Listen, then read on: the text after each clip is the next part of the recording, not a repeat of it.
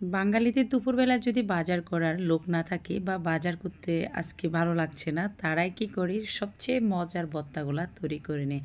আর ওই ভর্তা দিয়ে পরিবারের সবাই চুপচাপ খেয়ে ওঠে। আসসালামু আলাইকুম, সবাই কেমন আছেন?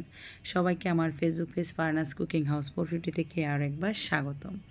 বন্ধুরা, আলু ভর্তা খেতে আমরা সবাই পছন্দ করি। হোটেলে গেলে অন্য কোনো ভর্তা থাকুক না থাকুক, আলু ভর্তা পেয়ে যাবেন। তো আলু ভর্তাকে আমরা বিভিন্ন স্বাদে তৈরি করতে পারি। তো আমার কাছে লাল মরিচ দিয়ে, মানে পোড়া মরিচ, এটাকে আমরা শুকনা মরিচ বলি, এই মরিচটা দিয়ে আলু ভর্তাটা করলে না আমার খুব ভালো লাগে। তো আজকে আমি আলু ভর্তাকে দুটি স্টাইলে তৈরি করব। আপনারা চাইলে কিন্তু এখানে কাঁচা পেঁয়াজ দিতে পারেন। আমি কিন্তু ভাজা পেঁয়াজ দিয়েছি। আমার কাছে ভাজা পেঁয়াজ দিয়ে খেতে ভালো লাগে, আর ভাজা পেঁয়াজ খাওয়াটা কিন্তু শরীরের জন্য ভালো।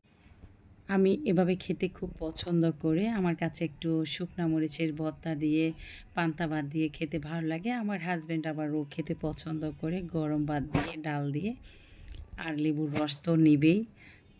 বাস তৈরি হয়ে গেল শুকনা মরিচের ভর্তা, আলু ভর্তা রেসিপি। এখন তৈরি করব আমি আমার সোনামণিদের জন্য কাঁচা মরিচ দিয়ে। বাচ্চা দুটাই কিন্তু ভর্তা পাইলে আর কিছুই লাগে না, আলু ভর্তা থাকলে আর পাতলা ডাল থাকলে। ছোট ছোট বেবি, তারপর ওরা ভর্তা খেতে খুব পছন্দ করে।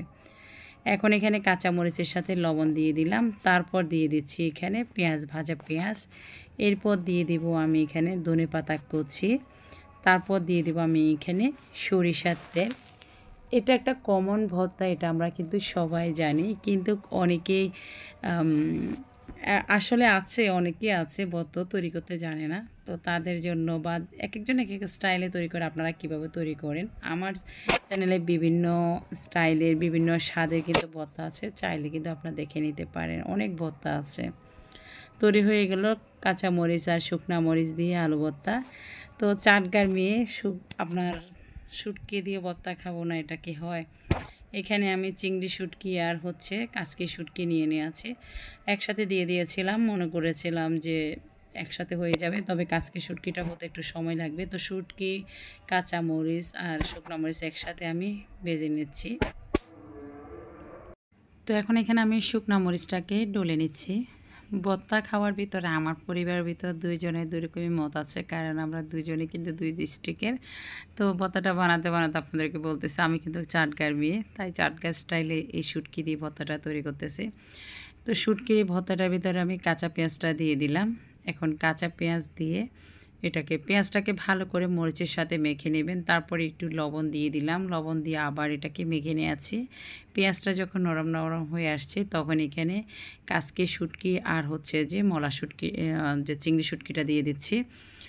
তো এখানে শুটকিগুলোকে আগে ভালো করে ধুয়ে তারপরে আমি কিন্তু ভেজে নিয়েছি। এরপরে দিয়ে দিলাম একটা কাঁচা টমেটো, একদম ছোট ছোট করে কেটে নিয়েছি। তারপর ধনেপাতা কুচি দিয়ে দিলাম, আর এখন একটু দিয়ে দিচ্ছি আচারের তেল। আমার কাছে শুটকির আচারের ভিতরে, ভর্তার ভিতরে আচারের তেল দিলে কিন্তু ভালো লাগে খেতে। আপনারা চাইলে এমনি নর্মাল তেল দিতে পারেন। তারপরে সব শেষে দিয়ে দেবো একটু লেবুর রস। এভাবে লেবুর রসটা দিলে আপনার খেতে বেশ ভালো লাগে। তৈরি হয়ে গেলো শুটকি দিয়ে আপনার ভর্তা রেসিপি, শুকনা মরিচের ভর্তা রেসিপি। এই ভর্তাটা দিয়ে আপনি গরম গরম ভাত 1 প্লেট না 2 প্লেটও খেতে পারবেন। আমার বেশ পছন্দের ভর্তা। আমি এভাবে বানিয়ে নর্মাল ফ্রিজে আপনার একটা এয়ারটাইট বক্সের ভিতরে রেখে দিই। মিনিমাম 3 থেকে 4 দিন কিন্তু থাকে, নষ্ট হয় না। তো আপনারাও এভাবে বানিয়ে, একদিন বানিয়ে 4-5 দিন খেতে পারেন। এখন বানাচ্ছি আমার স্বামী বরিশালের জন্য। আমার স্বামীর বাড়ি বরিশাল, কিন্তু তাদের কিন্তু পছন্দের ভর্তা যেরকম মরিচ ভর্তা। তো মরিচটাকে আমি ভালো করে আগে কষলিয়ে নিয়েছি, তারপর দিয়ে দিলাম ধনেপাতা কুচি, দিয়ে দিলাম পেঁয়াজ ভাজা, দিয়ে দিলাম এরপরে সরিষার তেল দিয়ে দিলাম, দিয়ে এখন এটাকে ভালো করে আবার মেখে নিচ্ছি। তো এটা একটা বক্সে রেখে দেব, পরবর্তীতেও আস্তে আস্তে নিয়ে খেতে পারবেন। তো আজকে কিন্তু 4 রকমই ভর্তা আপনাদের সাথে শেয়ার করলাম। শুকনা মরিচ ভর্তা, কাঁচা মরিচ ভর্তা, আলু ভর্তা, শুটকি ভর্তা। ধন্যবাদ সবাইকে, ভালো থাকবেন। পরবর্তী রেসিপির জন্য।